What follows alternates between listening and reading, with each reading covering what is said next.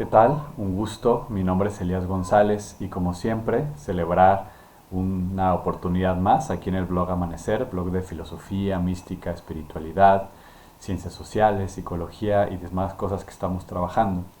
En esta ocasión, este video es para decir y dedicar unas palabras en los pocos tiempo que ha pasado a partir del fallecimiento, la trascendencia, la ida a la casa del Padre Madre Dios de la maestra Ana María Schluter Rodés, maestra Zen, mujer de Betania, fundadora de la escuela Zen Sendo Betania, de la cual formo parte y he practicado.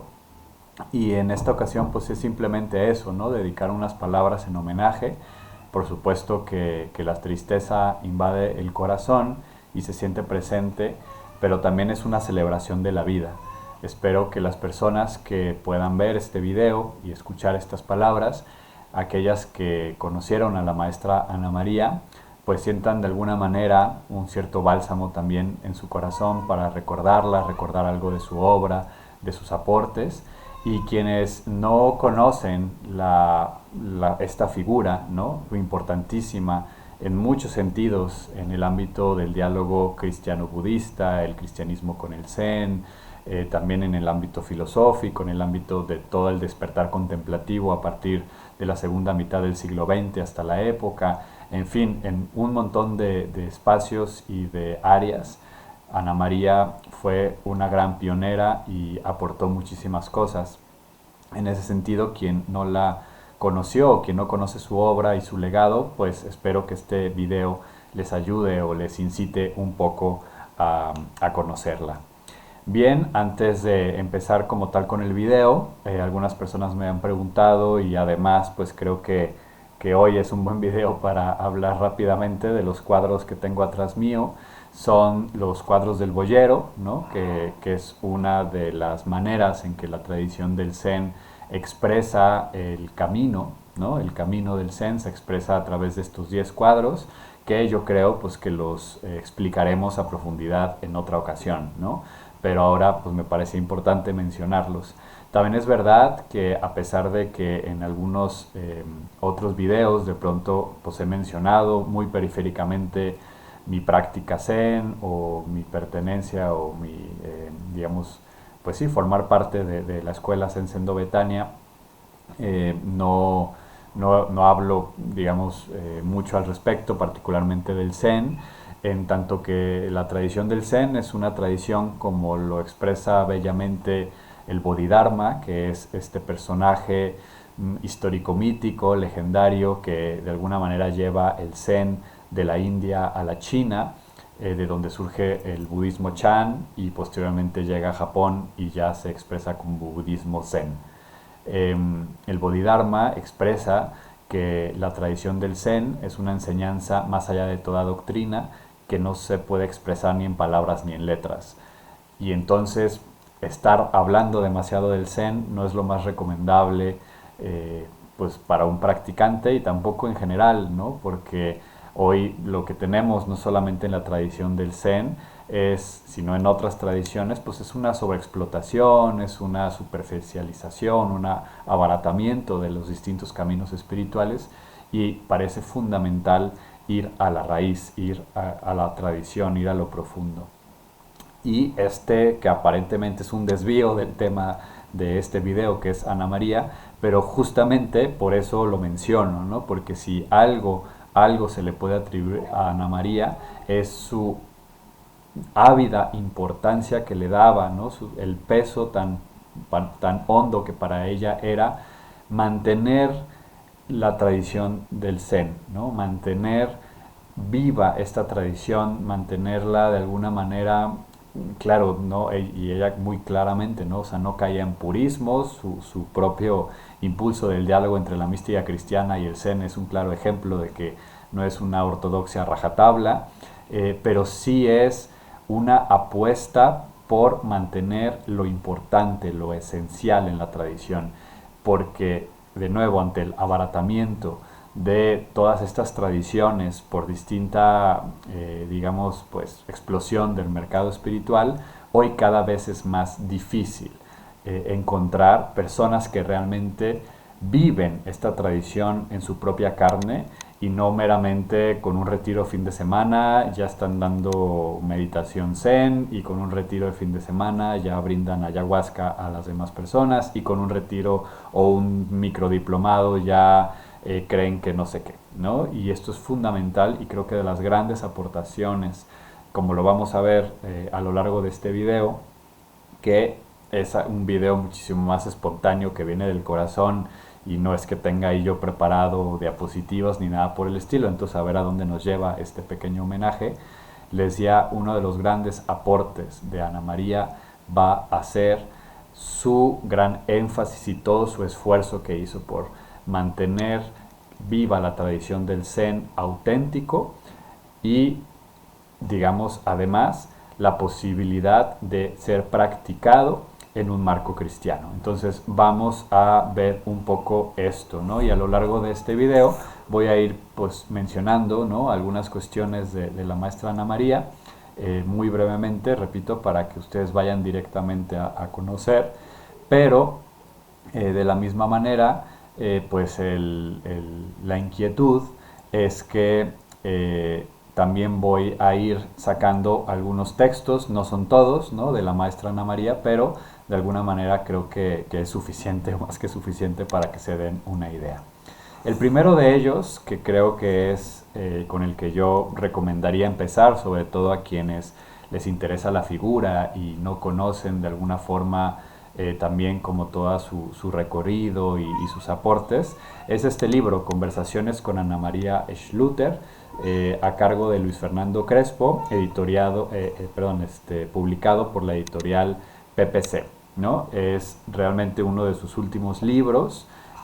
Fue publicado, de hecho, si no me equivoco, en el año 2023, entonces es bastante reciente y bueno, parte de una entrevista larga que Luis Fernando Crespo le hace a Ana María en esta colección de PPC que saca este tipo de entrevistas, y ahí ella aborda su propia vida y van de alguna manera de forma cronológica desde el nacimiento de Ana María, que Ana María nace en Barcelona en 1935, ¿no? Y entonces ahí ya nos da una serie de datos fascinantes, ¿no?, en torno a la vida de Ana María que aquí se pueden descubrir, ¿no? Nace en una época bastante álgida en Europa, tanto en España como en otros países. Estamos a pocos años de la explosión de la Segunda Guerra Mundial y ella, digamos, también de familia catalana, tienen que salir de Cataluña para refugiarse en Alemania, donde al poco tiempo van a experimentar o van a, de alguna manera, a testimoniar la explosión de la Segunda Guerra Mundial y se quedan allí y tienen que hacer vida, ¿no? Ella ya es de origen también alemán, o sea, el primer apellido pues de alguna manera lo refiere, ¿no? Schluter es alemán, pero digamos de madre catalana y nace en Barcelona. En ese sentido, pues Ana María forma parte, ¿no?, de toda esta generación de espirituales profundos, ¿no?, de la España profunda, que van a tener importantísimos aportes en el ámbito de la espiritualidad, de la filosofía, del pensamiento religioso, y Ana María pues tendría, desde mi punto de vista, que ser tratada en esa misma categoría, ¿no?, como una persona que realmente aportó en toda esa generación, ¿no?, que estoy hablando pues de, si bien digamos no son exactamente de la misma edad, pero estamos hablando pues de personajes como el propio Raymond Panikkar y todos ellos, que van a ser grandes pioneros en muchas aristas de suerte de como de soplos nuevos que se da dentro de la Iglesia Católica, incluyendo el Vaticano II, etcétera, ¿no? Entonces, regresando un poco a la infancia de Ana María, en este libro va a narrar de manera muy bella sus experiencias de niña en Alemania, en una Alemania primordialmente protestante, pero que ella pues viene de una familia católica, y entonces cómo ella va experimentando y cómo desde allí ella ya comienza a descubrir su vocación al ecumenismo, ¿no? Desde muy niña encontrando todo el valor de su propia tradición, que de alguna manera su familia y los pocos católicos de las comunidades donde ella vivía, pues tendían a reforzar la identidad y su diferencia, pero que al mismo tiempo había una perfecta relación con la mayoría de las otras familias en la escuela y demás, que eran de origen reformado. Y entonces ella, como decía, desde muy temprana edad va a experimentar este llamado, esta vocación ecuménica. Es también en estos primeros años que ella comienza a despertar esta sensibilidad contemplativa que va a ser fundamental en las siguientes décadas, tanto de su elección vocacional como dentro ya de su vocación, como ella se va inclinando poco a poco a el camino más mistagógico, su interés por la mística y la oración, hasta que tiene su encuentro con el Zen en los 70s, y a eso llegaremos enseguida. Antes mencionar que también en este libro, repito, pues aparecen todas estas anécdotas fascinantes de una persona, digamos, que nace, ¿no?, de alguna manera en los primeros años previos a la Segunda Guerra Mundial, y cómo vive la Segunda Guerra Mundial ella como una niña, y cómo va creciendo y cómo va madurando y cómo va experimentando, por ejemplo, pues las carencias, las limitaciones alimenticias, o las limitaciones de qué se podía hacer, qué no se podía hacer, cuando se tenían que esconder, cuando llegaron los aliados a Alemania. En fin, ella de alguna manera vive todo esto, ¿no? Y entonces le va a marcar profundamente pues su niñez, ¿no? Si bien pues no tuvo edad suficiente, porque la Segunda Guerra terminó cuando ella tenía 10 años, digamos, no es una persona que, como quizás otros personajes que les tocó su etapa académica, su etapa formativa, y entonces se queda intelectualmente impactadas, ¿no?, con estos. No tenía la edad, digamos, como haber estado en la universidad y haber estudiado con un Heidegger, como otros, ¿no?, otros personajes que sí de allí vienen un poco en Alemania, ¿no? Caso de Ana María, pues le toca más a temprana edad, pero eso no quita la profunda impresión que va a tener en su primera década de vida haber experimentado eso, ¿no? Pasa el tiempo, ella sigue madurando, sigue experimentando, se sigue acercando mucho a la fe y va profundizando en su tradición, hasta que siente el llamado, ¿no? Ella está convencida a la vida religiosa y, digamos, conoce opciones y demás, pero va a decidir ingresar a una congregación que se llama Mujeres de Betania, que también tiene una historia bastante fascinante, de la cual no soy experto, pero digamos a grosso modo va a ser fundada por un jesuita, y este jesuita pues también tiene como esta intención de crear un grupo, ¿no?, de personas, y en este caso de mujeres, que estén como punta de lanza en la iglesia, ¿no?, en el ecumenismo, en los barrios más marginales de las ciudades, etcétera. Y entonces Ana María va a formar parte, ¿no?, de esta congregación, que lamentablemente hoy por hoy pues también está ya en proceso de desaparición. Ana María era de las pocas que quedaban, ¿no? Pero pues volviendo a esta época, pues estamos justamente también de nuevo en los comienzos del Vaticano II, ¿no? Épocas de profunda transición le va a tocar a Ana María, tanto pues como ya mencionábamos la guerra, como ahora el Vaticano II, toda una revolución y transformación en el seno de la Iglesia Católica Romana. Y entonces allí pues ella va a estar de primera mano también en todos los procesos de pensamiento, de reflexión, de cuestionamientos teológicos, y ella como religiosa va a estar presente también apoyando en estos espacios conciliares. Ana María va a seguir sus estudios y va a seguir su formación hasta que se doctora en filosofía, va a ser doctora en filosofía y va a escribir una tesis de donde viene este libro que se titula ¿Por qué unos ven y otros miran y no ven?, ¿no? Este libro que de verdad pues vale la pena profundizar, sobre todo quien quiera tener pues de alguna forma una aproximación más a la maestra Ana María, porque este libro es previo, está escrito de manera previa a su encuentro con el Zen. Sin embargo, allí ya podemos ver todo su germen, ¿no?, todo su germen de experiencia y de inquietud, porque lo que le inquieta es, como lo dice la pregunta, ¿no? O sea, lo que a ella le preocupa es justamente eso, ¿no? Eh, ¿Cómo puede entrar Dios en el corazón de las personas, ¿no?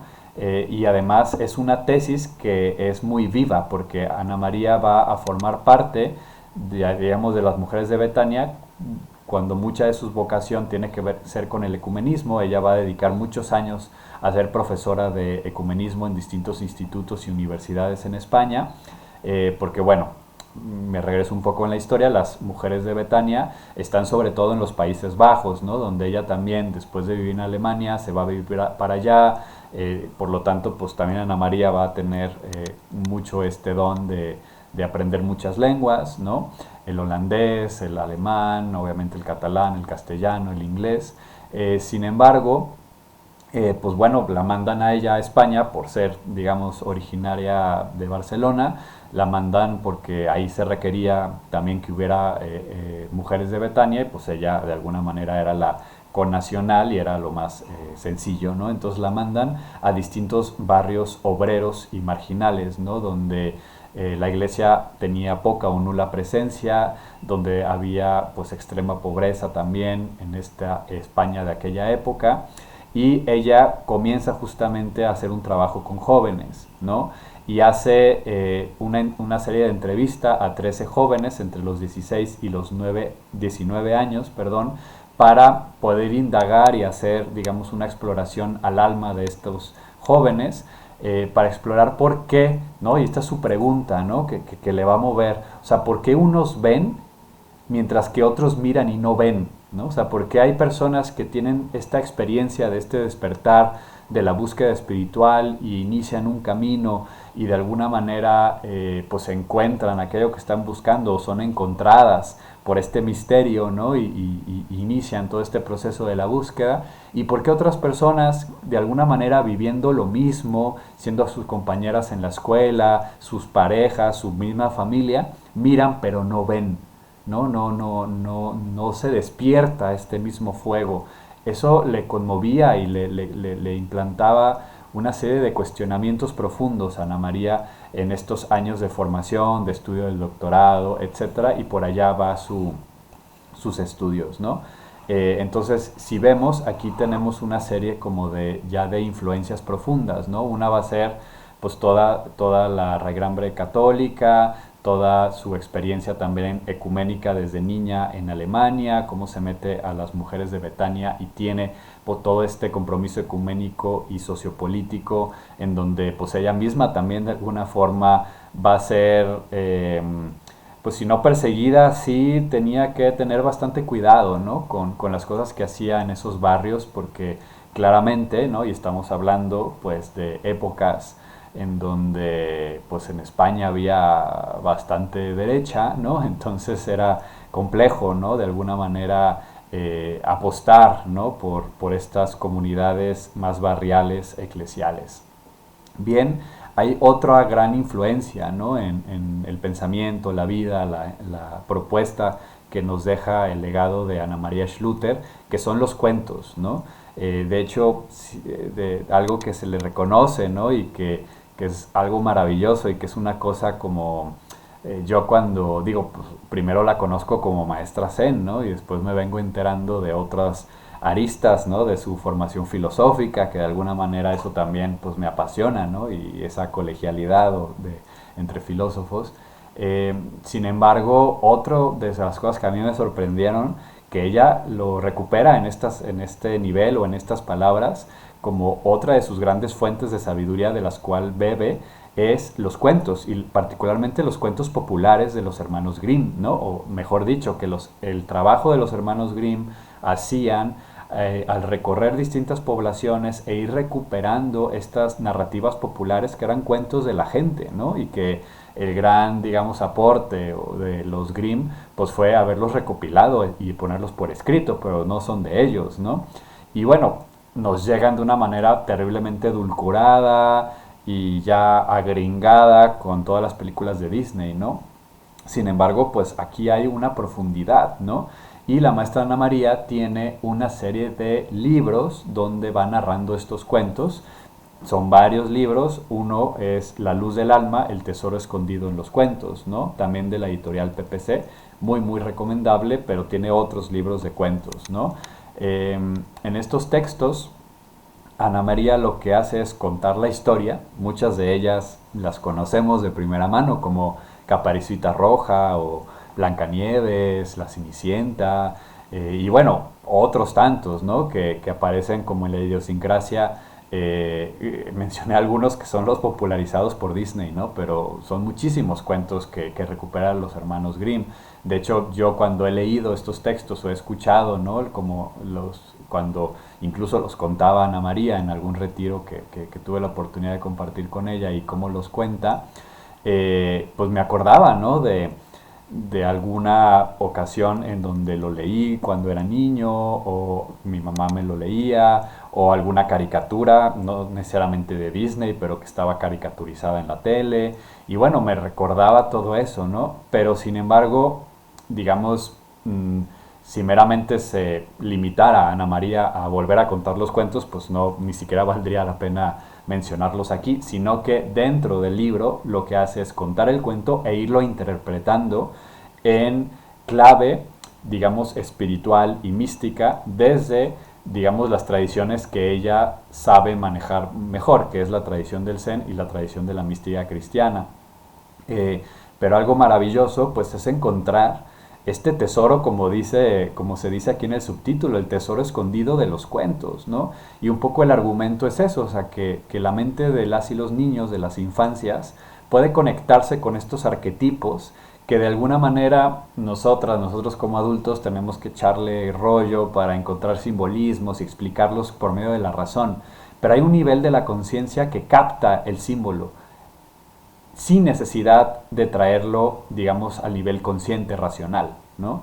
Y entonces las infancias captan con estos cuentos mensajes profundísimos, ¿no? Que por eso es fundamental seguir manteniendo la transmisión de este tipo de historias, sobre todo en las infancias, ¿no? Porque realmente transmitimos valores, enseñanzas espirituales que de otra manera no serían transmitidas a las nuevas generaciones, ¿no? Entonces, les recomiendo muchísimo conocer también esta faceta, ¿no? De Ana María Schluter, que podemos ver en los cuentos, ¿no? A mí pues, me ha quedado impresionado cada vez que leemos alguno de ellos. Bien, volvemos a la narración de la vida de Ana María. Nos quedábamos justo en su etapa de formación, escribiendo su tesis doctoral, y ella pues obviamente va profundizando también en todo el estudio de la tradición cristiana. Y bueno, curiosamente, y no, no para bien de quienes también vivimos intensamente la espiritualidad ignaciana, pero una anécdota que ella también contaba mucho era cuando a ella le tocó hacer ejercicios ignacianos de mes, ¿no? Como parte de su formación. Ya habíamos dicho que las mujeres de Betania fueron fundadas por un jesuita, ¿no? Entonces la espiritualidad ignaciana está muy presente, y ella tenía que hacer unos ejercicios de mes, y empezó a hacerlos, y a los pocos días le dijo a su superiora que por favor le diera oportunidad de no hacer los ejercicios, y si quería quedarse en oración todo ese tiempo, cosa que sí lo hizo, pero un poco el argumento era: voy a perder la fe. Voy a perder la fe si continúo haciendo este experimento o estos ejercicios espirituales, porque desde la sensibilidad de Ana María estaba sobre racionalizándolo todo, ¿no? Y aquí me gustaría hacer un paréntesis, ¿no? Porque ciertamente no es el primer testimonio que yo recibo de cómo se vivían los ejercicios espirituales en aquella época, ¿no? Que estaríamos hablando pues ya quizás de los 60s, ¿no? O antes. Mi propio padre, ¿no? Y otras personas de aquella época o anteriores, pues hablaban, ¿no? De cómo era tomar ejercicios, ¿no? Y era básicamente ponerse en un cuarto oscuro con una lamparita y el jesuita en sotana negra hablando, y los otros escuchaban, ¿no? Entonces era como una suerte de conferencias, algo que yo creo que Ignacio nunca se imaginó como tal, y no digo que quizás todos los ejercicios dados en aquellas décadas eran así, ¿no? Pero sí he escuchado otros testimonios, y entonces, claro, o sea, lo que se daba no era una experiencia de Dios, sino una racionalización. En el mejor de los casos, si te tocaba Un jesuita que hablara bien y claro, pues a lo mejor te levantaba el fervor y decir qué bonito suena, quiero algo de eso, pero nunca ibas a llegar a eso, ¿no? Porque justamente, y esto es una de las cuestiones importantísimas, ¿no?, que anotaba constantemente Ana María, se habla muchísimo del silencio en aquella época y actualmente quizás hasta más porque se está de moda, ¿no?, como una suerte como a veces hasta de antídoto para los males de los ruidos y de la prisa y la velocidad contemporáneas, claramente aceleradas frente a la década de los 50, los 60 y los 70. Sin embargo, muchas veces este silencio al cual se apela contemporáneamente no es otra cosa más que una suerte de placebo o de aspirina para que tú sigas como trabajando, ¿no? Estilo asuntos más de rollo mindfulness o de rollo, pues un retiro de fin de semana para que regreses, digamos, reseteada y puedas seguir trabajando en la empresa que te sigue explotando y que es la fuente de tu sufrimiento y de tu salud mental, ¿no? Y entonces hay una patologización de todo eso, pero no hay un cambio de raíz, ¿no? Y en eso Ana María era muy clara, ¿no? Era muy clara de ir a la raíz del asunto, ¿no? Que no se puede resolver el malestar contemporáneo meramente con pequeños retiritos aquí o allá, viendo un video de TikTok sobre el yoga, sino ir realmente a conocer quiénes somos, ¿no? Ir a la esencia de nuestro corazón. Pero bueno, en eso vamos a ir un poquito más adelante. Entonces, Ana María, con este cuestionamiento del silencio y el cuestionamiento hacia los ejercicios espirituales de San Ignacio de Loyola, vividos como ella lo vivió en aquel momento, también ella llegó a decir, se habla mucho del silencio, pero nadie enseña cómo hacer silencio, realmente. No enseñan los procesos de sabiduría ancestrales y tradicionales de todas estas tradiciones espirituales y religiosas y no ofrecen un auténtico camino de transformación, ¿no? Y ella estaba en búsqueda de eso, estaba buscando un camino que auténticamente le llevara a experimentar el silencio, ¿no? Y vuelvo a la paréntesis de los ejercicios, ¿no? No se lo dio los ejercicios, que no es, ella estaba, digamos, de alguna manera como parte de su formación. Hoy, digamos, sabemos los ejercicios también han mutado de aquí entonces y no hay que, de alguna manera, la propia Ana María va a reivindicar la experiencia ignaciana muchísimo, vamos a llegar a eso. Estaba ella siempre muy allegada a la experiencia de San Ignacio y de los jesuitas y siempre ha encontrado en ellos o encontró en ellos aliados importantes e incluso discípulos en el camino del Zen.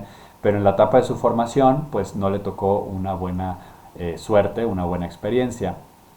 Sin embargo, entonces continuando esta gran pregunta, bueno, ¿y cómo hacer silencio? ¿Cómo auténticamente irnos adentrando en una experiencia de silenciamiento interior?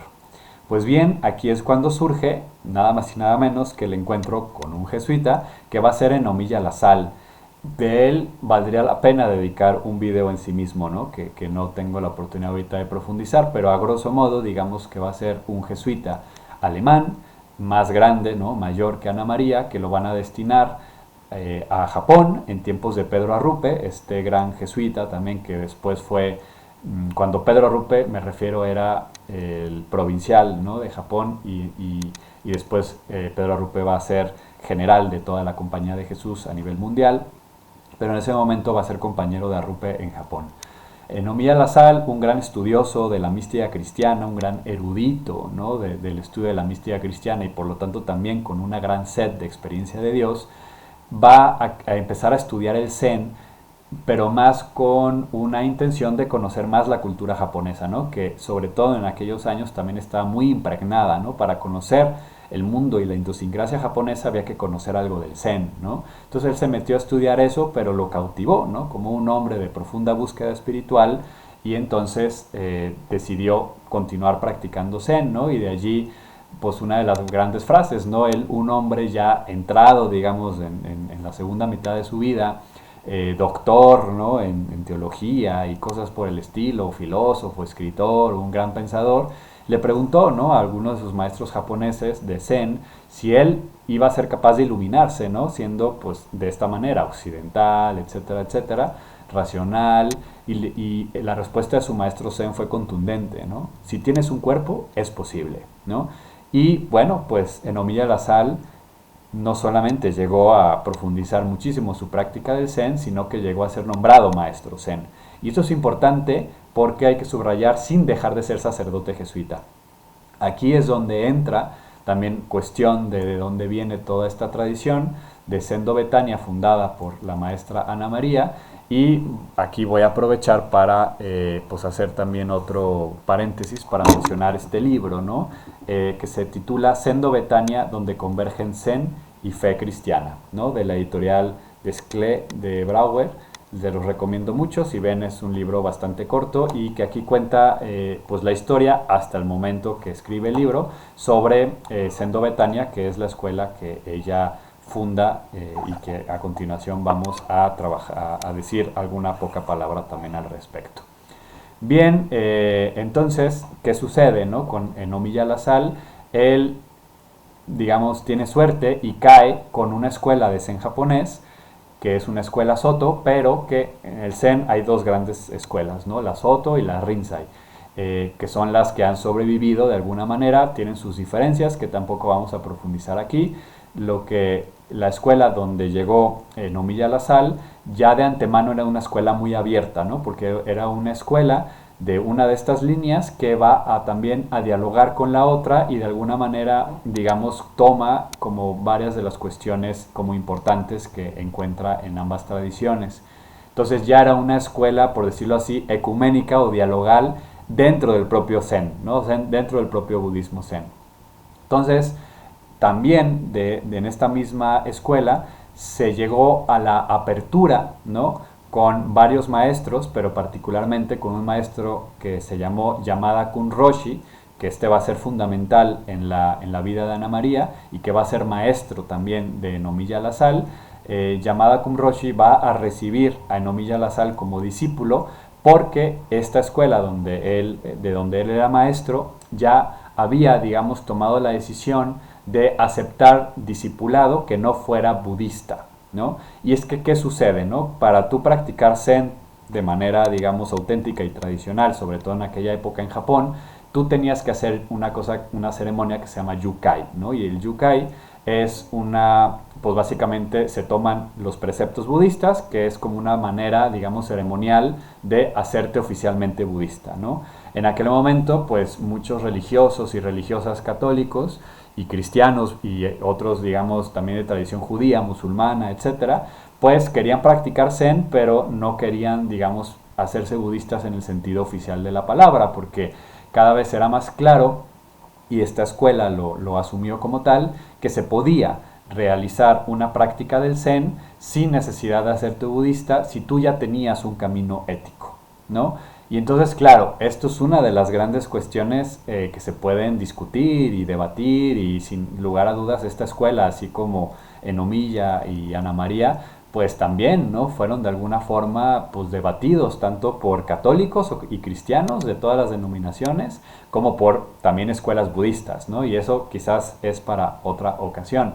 Pero aquí lo importante es resubrayar que esta escuela va a aceptar a Enomiya Lasal y a otros cristianos y cristianas y de otras tradiciones para practicar Zen auténtico, ¿no? Y esto es fundamental y lo vamos a ver más adelante. Lo que sucede es que Enomiya, repito, se convierte en maestro Zen, va a regresar a Europa, va a empezar a compartir algo del Zen, y cuando llega a dar un retiro a España, le piden o le toca a Ana María Schluter, que hablaba alemán, traducir a Enomiya. Y ahí es cuando ella se topa con el Zen, le mueve toda su vida, siente que ahí hay algo de lo que ella ha estado buscando, y Enomiya le recomienda ir a Japón con Enomiya Lasal. Esto digo con Yamada Kun Roshi, su maestro. Y esto es fundamental porque curiosamente Enomiya siempre refería a las personas que querían practicar Zen a su maestro. Es decir, él no andaba predicándose a sí mismo ni haciendo escuela, sino que siempre refería todo a su maestro. Y allá fue Ana María Schluter en los años 70, ¿no? Sobre todo en el 76 aproximadamente, en esas fechas.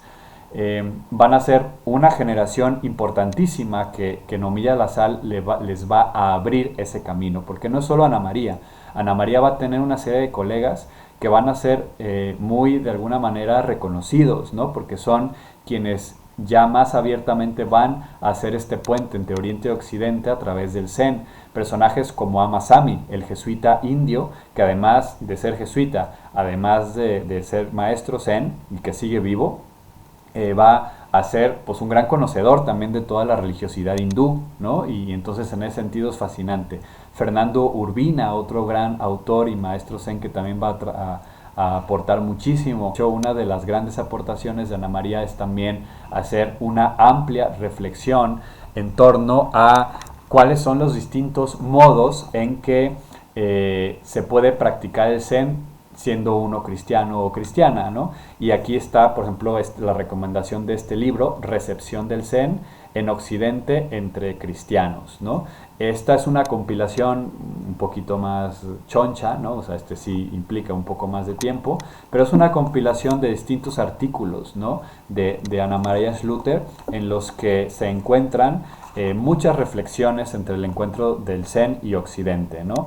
Por ejemplo, cómo se discierne el camino del Zen desde el cristianismo, cómo se relaciona el Zen y la terapia, el diálogo entre el Zen y San Juan de la Cruz, también el proceso, por ejemplo, de las maestras mujeres, ¿no? De hecho, esto es algo muy bello, ¿no? En Sendo Betania, pues al ser Ana María Schluter la fundadora, también es una suerte como de escuela con una fuerte y alta presencia de maestras femeninas, o sea, de mujeres, ¿no? Y de allí también es bellísimo, ¿no? Porque el camino del Zen, pues es fundamentalmente, o había sido, como muchísimas tradiciones, pues son ámbito muy masculino, ¿no?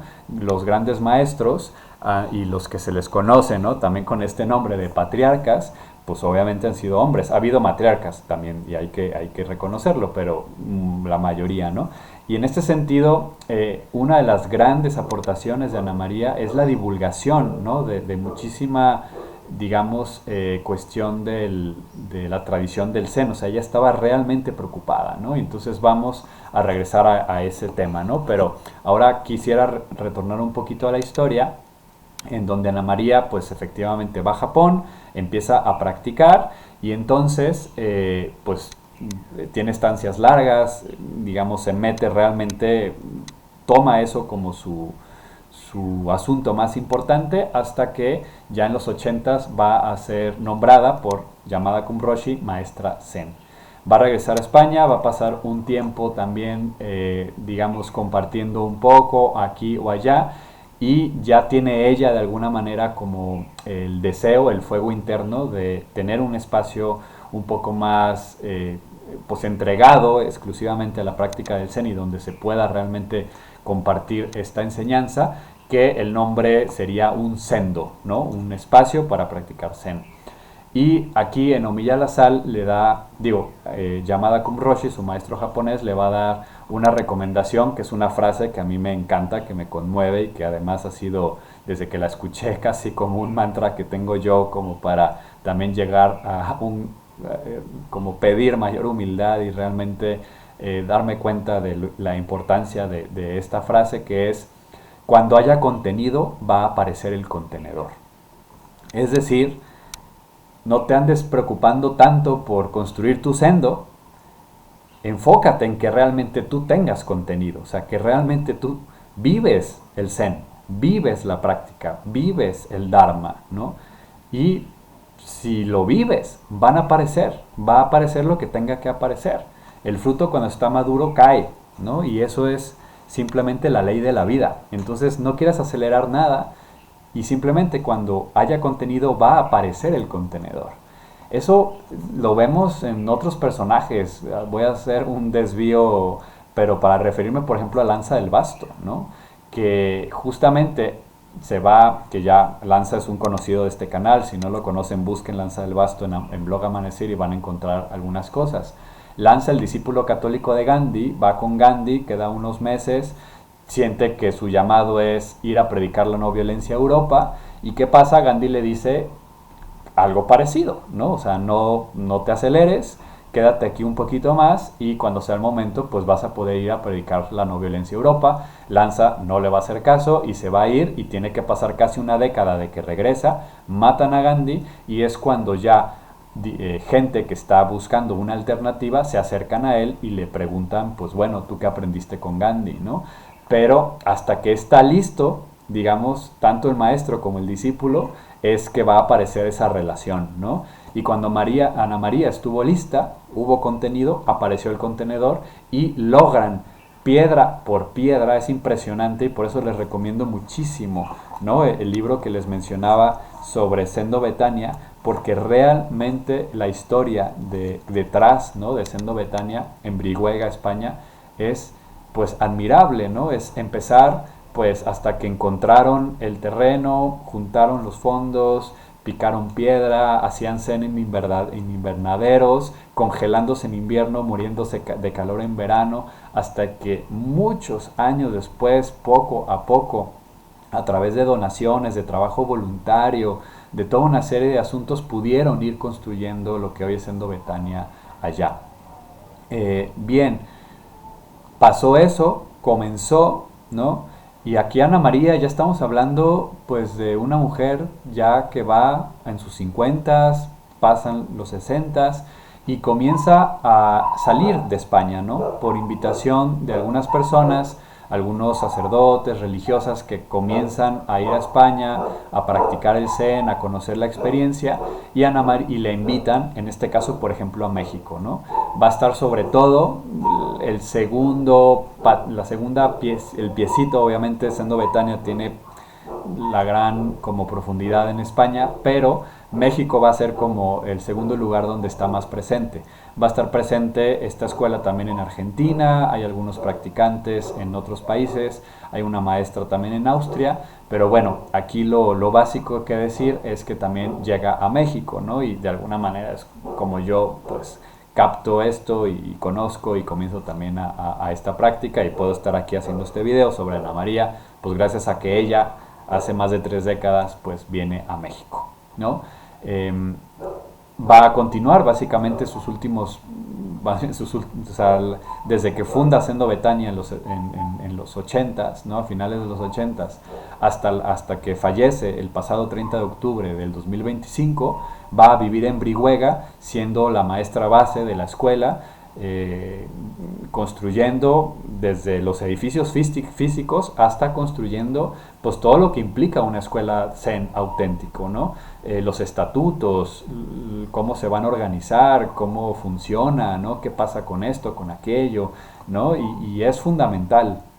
No es por nada, y lo voy a decir así tal cual, a mí Javier Meloni, que también es otro quizás gran conocido aquí en el blog Amanecer, me llegó a decir, ¿no?, explícitamente que él consideraba que el sendo, ¿no?, el espacio donde se practica el zazen en Sendo Betania, lo que le llamaríamos el centro de meditación, ¿no?, la sala de meditación, pero bueno, no, en el Zen no se habla de meditación Zen, ese es un cierto error, ¿no?, técnico. La práctica es el zazen, que Ana María recupera una traducción maravillosa que es sentarse a solas con el misterio, con la noticia, ¿no? Y esto es bellísimo, ¿no? Pero aquí lo que quería decir es que el propio Javier Meloni me lo dijo, que él consideraba que ese sendo era de los lugares, el lugar donde él más había experimentado como ese silencio, ¿no? Porque realmente es un espacio exclusivamente construido para practicar Zen y por lo tanto para estar en total silencio.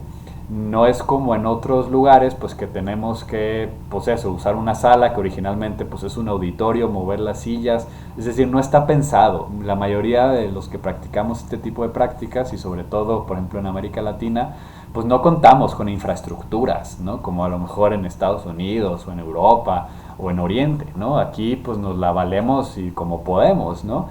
Empezó en Sendo Betania así, en un invernadero, pero bueno, poco a poco fueron construyendo el sendo, ¿no? Entonces, realmente Ana María dedicó pues casi la segunda mitad de su vida a construir todo este legado que hoy deja en Sendo Betania. Pero el legado no solamente está en los edificios, sino que también está en todo el esfuerzo, ¿no?, que ella hace para, como decíamos desde un inicio, la transmisión de un Zen auténtico en un marco cristiano, ¿no? Entonces aquí me detengo un poco para aclarar el asunto. Y Ana María siempre subrayaba y era profundamente muy minuciosa con este asunto. No es un Zen cristiano, ni es un cristianismo Zen. No es un sincretismo.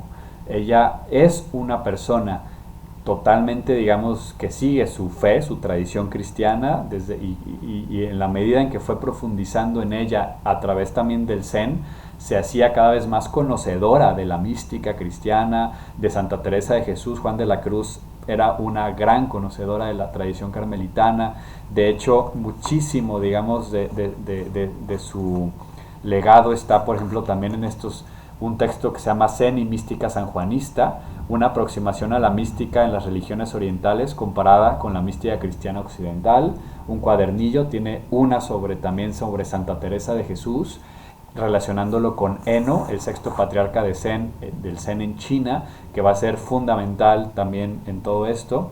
Tiene otro cuadernillo que se titula Mística de la Acción, Ignacio de Loyola y el Wu Wei del Zen, ¿no? Que yo lo tengo en esta versión no tan oficial, impresa, pero es, digamos, esto me lo regaló la misma Ana María, ¿no? Antes de que saliera, y es pues eso, ¿no? El diálogo entre el Zen y la espiritualidad ignaciana. Hay otros, ¿no? El que ya les mencionaba, ¿no? Más gordo, que es más un estudio y una serie de artículos donde explica el diálogo entre el Zen y el cristianismo, ¿no? Y esto es fundamental porque la propuesta de Ana María es dialogal. Es lo que Raymond Panikkar, con quien ella pues entabló también relación y recupera muchas de sus nociones como gran pionero también del diálogo interreligioso, que va a brindar muchos conceptos para entender cómo hacerlo. Pues Ana María recupera esto que se llama el diálogo intrarreligioso, ¿no? Cuando más de una tradición espiritual y religiosa se vive en el propio corazón, ¿no? de la persona. Y esto ella lo defiende, ¿no? Y lo defendió siempre a partir del propio Vaticano II, ¿no? A partir de y ahorita, bueno, no quisiera perder como tiempo encontrando exactamente el párrafo del Vaticano II, pero donde justamente en el Vaticano II se habla de asumir, ¿no? Se trata de asumir estas tradiciones que son, digamos, que no vienen, ¿no? Ella recupera, ¿no? Muchas como párrafos del Vaticano II, por ejemplo en la nuestra Aetate, donde dice: la Iglesia Católica no rechaza nada de lo que en las diversas religiones se ha mantenido antes y hay de santo y verdadero, y por consiguiente exhorta a cristianos a que con prudencia y caridad, dando testimonio de la fe y la vida cristiana, reconozcan, guarden y promuevan aquellos bienes espirituales y morales, así como los valores socioculturales que en ellos existen, ¿no? Y para Ana María esta era la defensa, ¿no? Y en Ad Gentes, ¿no? 18, que se dice y se recomienda, ¿no? A la experiencia, ¿no? de cristianas y cristianos asumir también estas tradiciones, ¿no? Y ella habla constantemente de cómo en las traducciones del latín a otras lenguas ya no se pone asumir, o sea, la palabra en latín es assumi, ¿no? Que es asumir, pero dice, bueno, lo han traducido a otras porque justamente no se creen que la iglesia diga asumir, y sí, es asumir, no meramente respetar, no meramente decir qué bonito o todo está bien, sino asumirlo, ¿no? Y entonces es una propuesta de diálogo y lo que ella le llamaba como bilingüismo espiritual o bilingüismo religioso, que es esta posibilidad de habitar más de una tradición espiritual, pero teniendo un claro arraigo en tu tradición madre, que además vas a hablar la otra tradición con un acento, ¿no? Y ella siempre decía, bueno, yo hablo Zen con acento cristiano, ¿no? Entonces, por eso decimos, es Zen auténtico, pero en un marco cristiano. No se hace una combinación, no se pretende de ninguna manera, ¿cómo decirlo? Sí, hacer un sincretismo en donde pues se combina budismo y cristianismo, no va por allí, ¿no? Sino que la tradición, por lo menos, y toda la apuesta en Ana María es este diálogo, este constante diálogo, como desde la práctica del Zen podemos iluminar puntos ciegos que tenemos también en la práctica cristiana, ¿no? Y entonces se va experimentando el camino del Zen auténtico también como una manera de profundizar en la propia experiencia cristiana. Y eso lo podemos ver, por ejemplo, en este otro libro titulado En el camino del Zen, testimonios desde Sendo Betania, también de PPC. Aquí Ana María, o Kyun An, que es el nombre de ella en su nombre como maestra, Zen. Este libro, ella es la editora, la compiladora, porque más bien ella pide a varias personas que tienen ya muchos años practicando en Sendo Betania, testimonios de cómo ellas han vivido también como este diálogo, este bilingüismo espiritual en su propio camino, ¿no? Entonces, repito, no es Zen cristiano ni cristianismo Zen, es Zen auténtico en un marco cristiano y abierto para todo mundo, ¿no? Porque allí practican personas ateas, agnósticas, musulmanas, judías y de todo. Me ha tocado ver muchas personas que pasan por allí y que no es que tengan que ser cristianos tampoco para poder practicar, ¿no? Y eso es maravilloso. Entonces, mucha de la obra de Ana María se trata de entablar este diálogo y realmente creo que tiene, ya no solamente a nivel práctico, sino también a nivel teológico y filosófico, muchísimos insights y muchísimos aportes en el mundo del diálogo interreligioso. A mí me ha servido, como alguien que me ha dedicado a eso desde hace mucho tiempo, realmente dialogar con la propuesta de diálogo interreligioso según Ana María Slüter, ¿no? Que quizás algún día podemos hablar de eso. Pero también tiene otros, por ejemplo, tiene varios libros que se llama La palabra desde el silencio, que son de este estilo, tiene varios volúmenes, que son justamente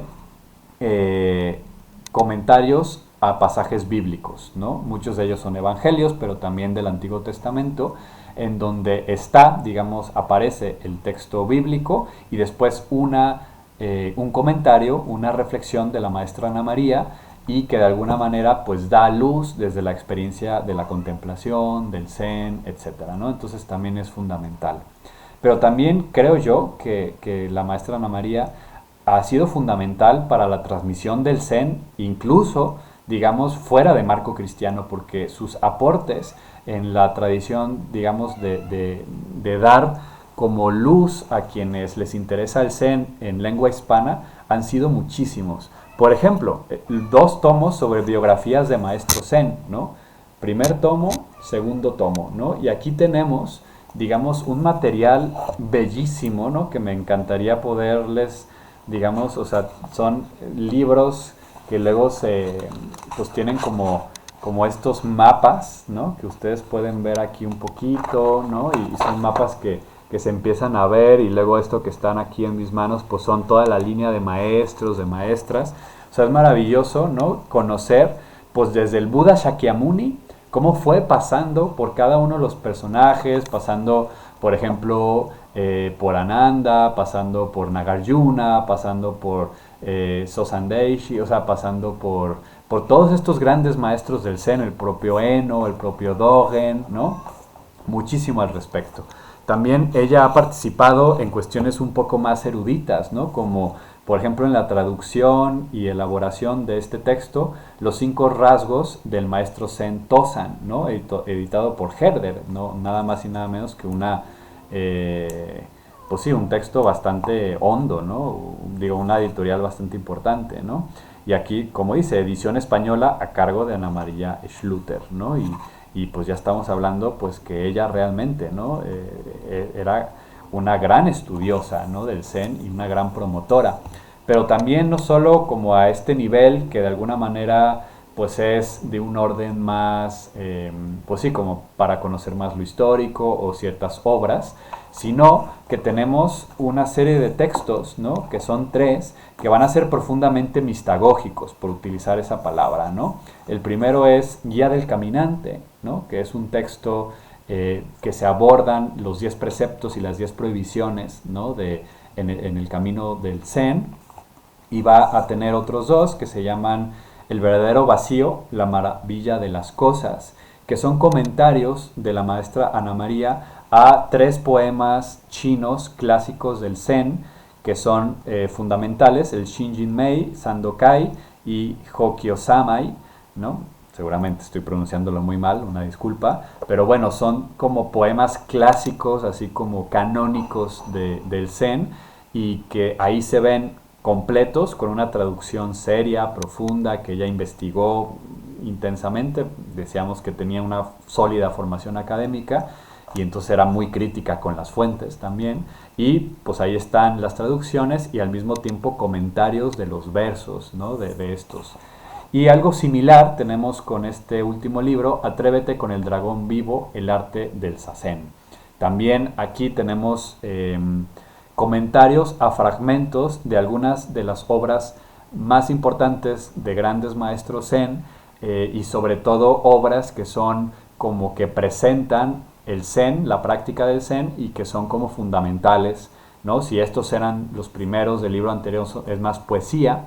Estos son textos, digamos, como más prácticos, como por ejemplo un comentario a unos fragmentos del Sutra del Estrado de Hyuneng o Eno, que ya mencionábamos, este gran maestro chino, de la cual viene todo el Zen que después sobrevivió y llegó a Japón, pero también el Sazenji de Dogen Zenji, ¿no? Que los Sazenji son como manuales de Zen, ¿no? Y Dogen tenía los suyos, y pues va a ser fundamental porque Dogen Zenji va a ser un maestro pilar, ¿no? Va a ser el que va a llevar el Zen auténtico a Japón. Entonces también el comentario, una de sus obras es importante. El Zazen Yojinki de Keisan, ¿no? Del maestro Keisan es otro, y el Zazen Wasan de Hakyun Senji, ¿no? Que es otro gran maestro Zen tradicional. Me voy quedando sin libros de la maestra Ana María. Hay más, ¿no? Hay más, y Sendo Betania ha publicado más, ¿no? Ya no quiero alargar muchísimo más este video, que quizás ya se aburrieron, espero que no. Simplemente pues quiero pues terminar, ¿no? Agradeciendo de nuevo la vida de la maestra Ana María Schluter Rodes, maestra Zen, mujer de Betania, fallecida recientemente, ¿no? Trascendiendo su cuerpo, llegando pues justamente, como decía ella, ¿no? A la casa del Padre con una entereza, profundidad, realmente una vida muy ejemplar, que nos ha inspirado a muchas y a muchos. Y este video pues que quiere ser un breve, entre comillas, homenaje a su vida, su obra, su legado, y una invitación. También hay muchísimo contenido, entrevistas de ella en YouTube, pueden encontrar harta causa, y entonces pues tampoco es como inaccesible. Y nada, pues yo creo que es un testimonio de auténtica búsqueda espiritual, de diálogo entre las tradiciones espirituales y culturales del planeta, de compromiso sociopolítico, ético desde la experiencia espiritual y religiosa, y en fin, ¿no? Una mujer extraordinaria que sin lugar a dudas nos va a hacer muchísima falta, pero que queda lo que ella nos ha dejado y que esperemos podamos seguirlo cultivando y cuidando. Muchas bendiciones, mi nombre es Elías González y estamos aquí en el blog Amanecer para seguir convidándoles, inquietándoles con este tipo de cuestiones. Hasta la próxima, y bueno, si les gusta este video, pues ojalá le den like, lo compartan y se suscriban al canal. Hasta luego.